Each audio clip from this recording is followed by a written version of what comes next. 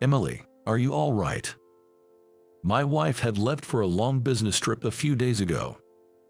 Upon hearing news of a significant earthquake at her destination, I hurriedly contacted her.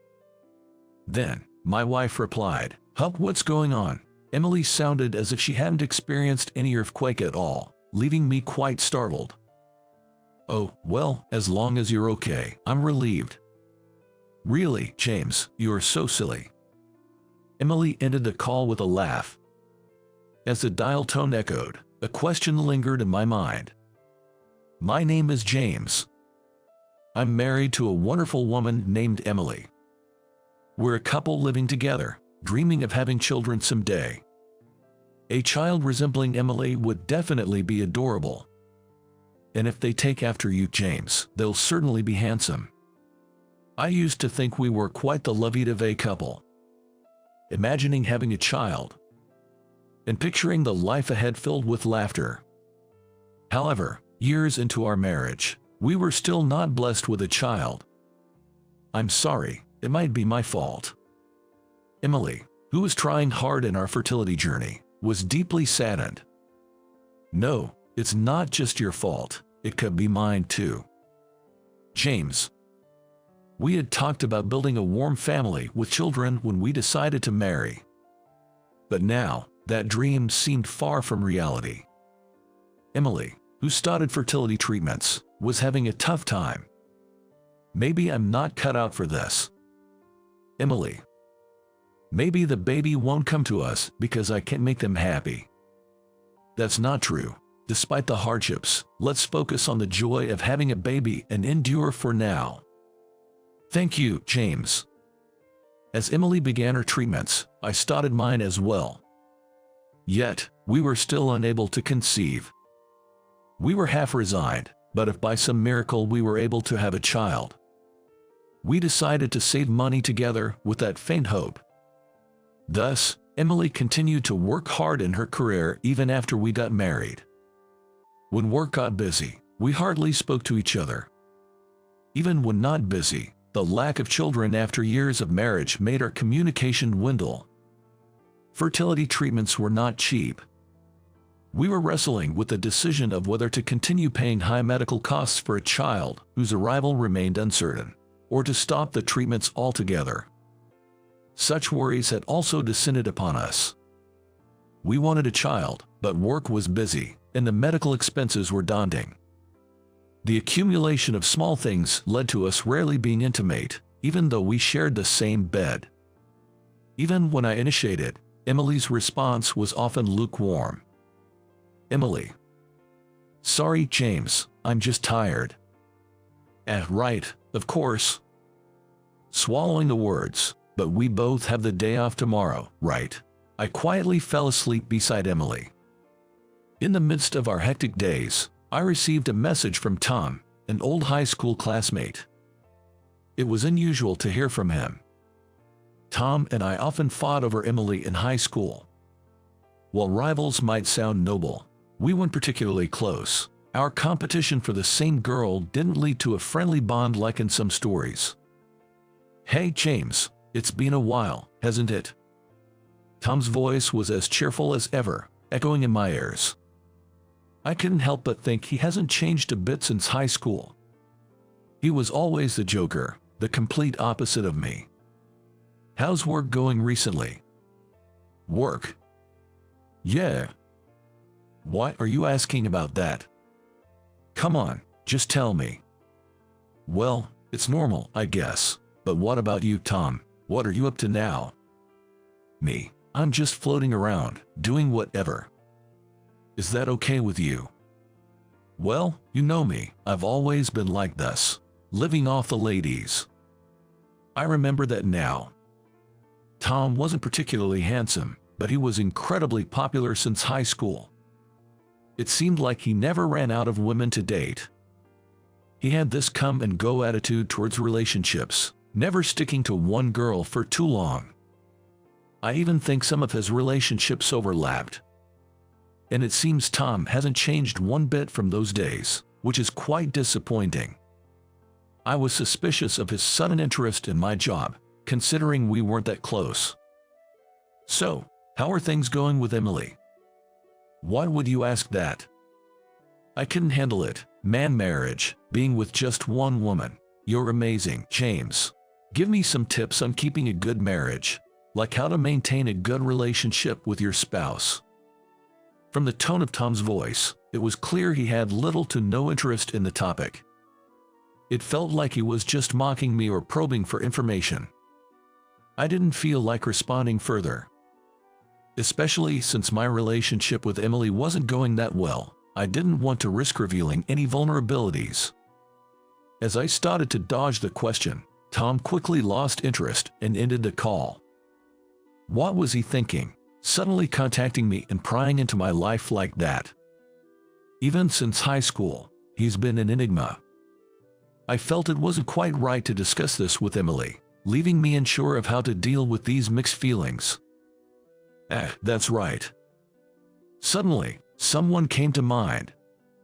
I pulled up the messaging app and quickly sent a message to Alex, an old friend who knew me and Tom from high school.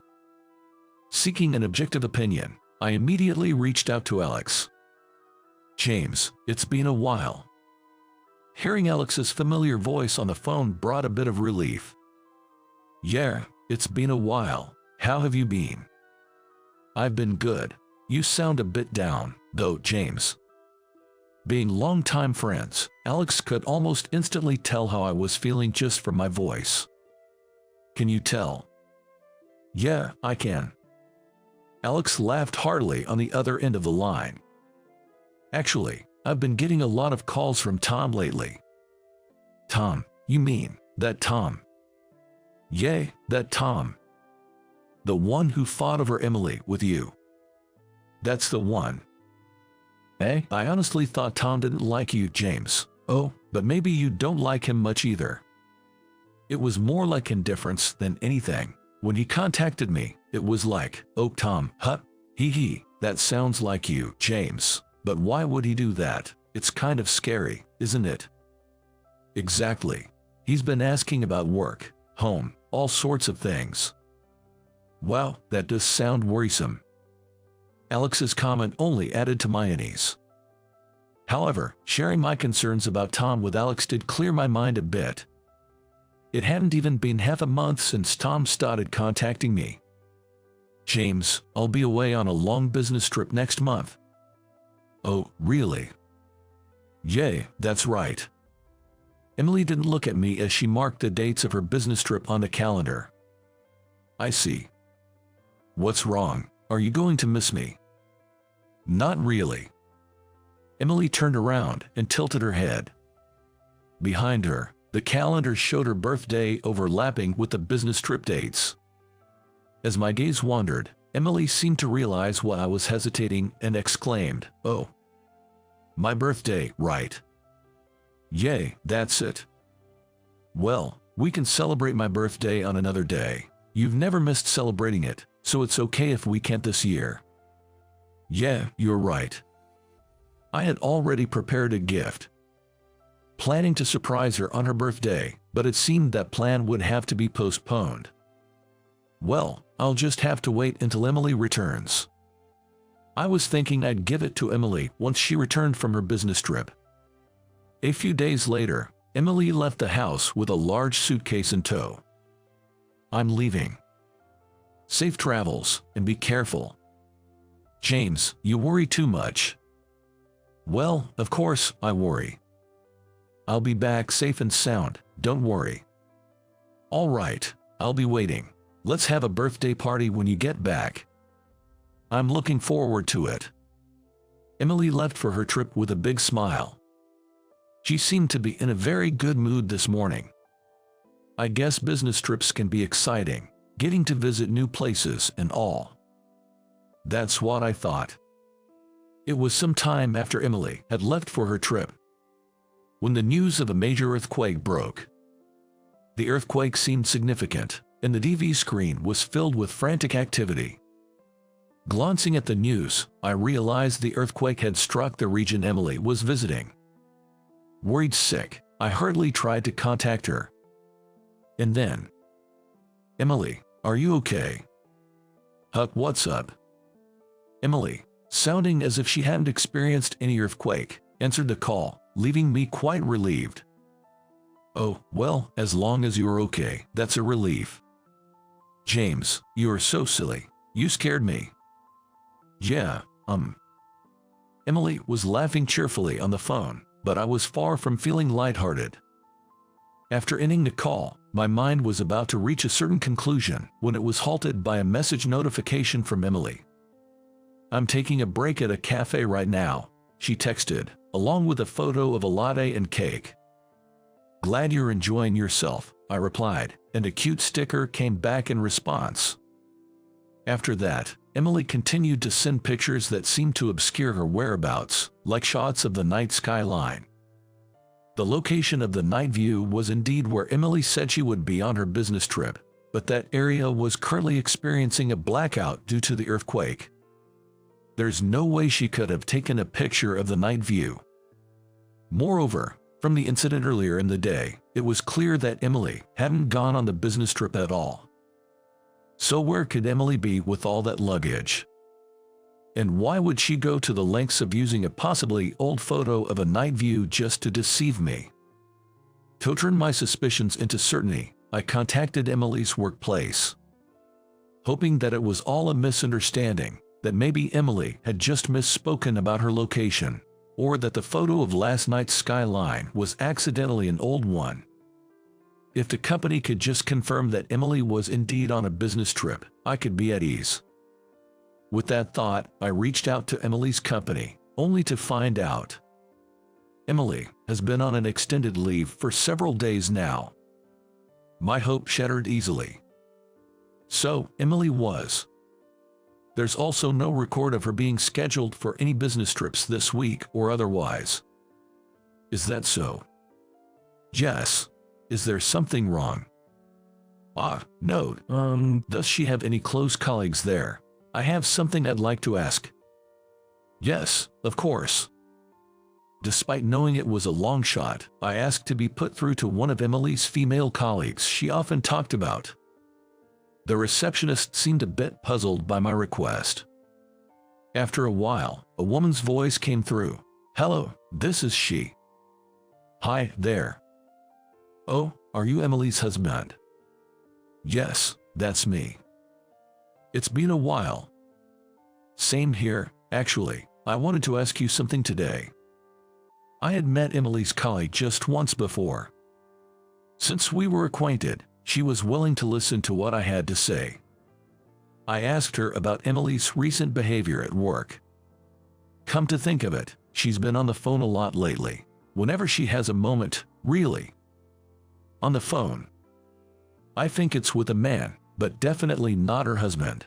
What was his name again? Tom. I think she called him. I caught my breath. It was the moment when everything clicked into place. Is something wrong?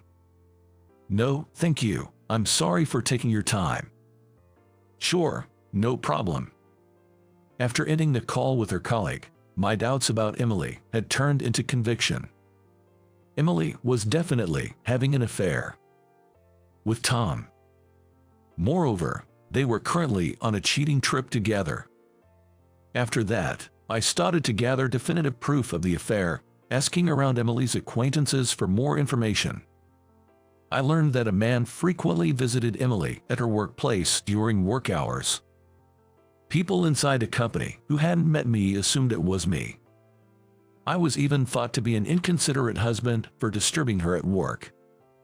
In my search for evidence, I examined Emily's personal belongings at home, but I couldn't find any conclusive proof. Without evidence, she could easily slip away. The doctored photos Emily had sent were of no use as evidence. And just as Emily was about to return from her business trip, which was actually a cheating getaway, I received a call from Alex. Hey, James, Emily's not home right now, right? Yeah, supposedly on a business trip. I just saw Emily and Tom entering a room together. What? Alex worked at a hotel, and she was giving me a real-time update on Emily meeting with Tom. I'm heading there right now. Okay, I'll keep an eye out for them. Thanks. If I stormed into the hotel now, I could catch them in the act. I immediately got in touch with my parents and Emily's parents. Because I wanted Tom to face significant consequences, I asked Emily's parents to contact Tom's parents as well. We all agreed to meet at the hotel where Alex works. When I explained the situation, everyone was shocked and rushed over. Upon seeing me, Tom's parents started apologizing, but we decided to leave the apologies for later since it wasn't the time for that.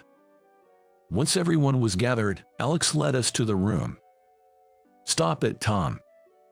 Emily, you really are sensitive. We could hear such exchanges coming from the back of the room. It seemed like the two were in the midst of their affair. Without hesitation, I made my presence known in front of them, and Emily, seeing me, looked shocked, prompting Tom to turn around and notice me as well. Hello there. James, Dad, Mom. Realizing that not only I was there but also both sets of parents, Emily and Tom scrambled to cover themselves with the sheets. Their faces drained of color, and Emily looked like she was about to cry. Emily, how could you do this? I'm so sorry for what she has done to you, James. Emily's father was furiously scolding her, and her mother looked extremely saddened. James, I'm truly sorry. No need, but please understand, I will be seeking full compensation for this. After scolding Tom, his parents continued to apologize profusely. Oh, and Emily, happy birthday. I handed the trembling Emily the present I had brought. Confused by receiving a gift in such circumstances, Emily opened the envelope I gave her and seemed lost for words. This is... You know what it means. No, I can't. Take responsibility for what you've done. The divorce papers I gave to Emily were already filled out by me. All that was left was for Emily to sign them and finalize our divorce. Once the divorce was settled, I felt no attachment to the home we shared. Staying there would only make me remember Emily unnecessarily. So I decided to move. Emily took a long vacation for an affair. And all those phone calls and visits were with her lover, right? It's the worst, isn't it? Caught in the act with her lover, right in the room. That's pitiful. It seems Emily's affair became quite the talk of her workplace. Moreover, the rumors spread beyond her department, subjecting her to curious glances on every floor. Unable to bear it, Emily ended up quitting her job. Initially, she seemed determined to start anew with Tom, but his salary was low, and despite wanting to switch jobs for a pay raise, his qualifications made that virtually impossible. Moreover, despite just starting a new life with Emily, Tom showed no remorse and continued to flirt with other women. Gradually, this became a source of stress for Emily, and she eventually decided to break up with him. Hey James, I'm sorry about the affair, can we start over? After losing me and then Tom, Emily seemed to finally realize how good of a husband I had been to her. But it was too late. I had no intention of getting back together with Emily. Although I was single, I was enjoying it. I was content with my life. After all that had happened, I just wanted to live a relaxed life for a while.